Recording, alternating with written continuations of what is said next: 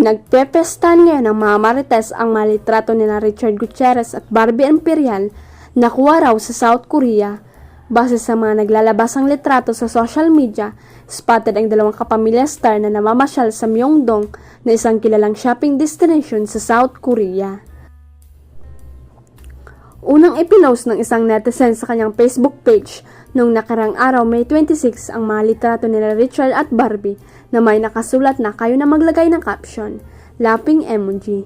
Sa mismong comment section naman ng kanyang FB post, ikwinento ng uploader ang pagpapaselfie niya kay Barbie. Anya, hindi raw siya nakakapagpapicture kasama si Richard dahil bawal daw silang makunang magkasama.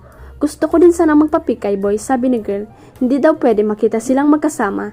Napaisip tuloy ko kung ako lang ba ang nakakakilala sa kanila, sabi ng netizen.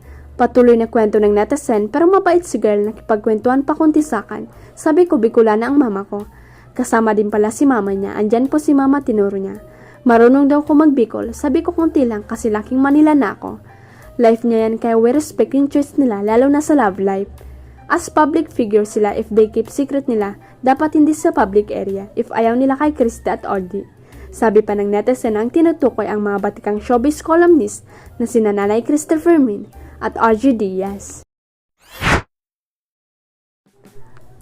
Makalipas ang isang taong panliligaw, exclusively dating na sina Donalyn Bartolome at J.M. De Guzman, ang nakakakilig na balita ay ibinandera mismo ni Donalyn sa kanyang latest YouTube vlog kung saan hinaharanapan niya si J.M.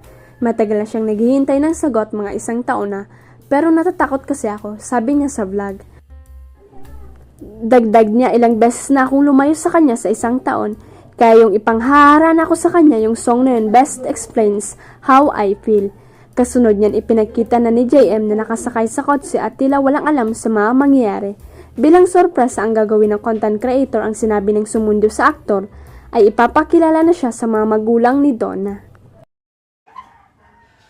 Huwag kalimutang i-click ang subscribe button at i-ring ang notification bell para sa latest at legit chika updates.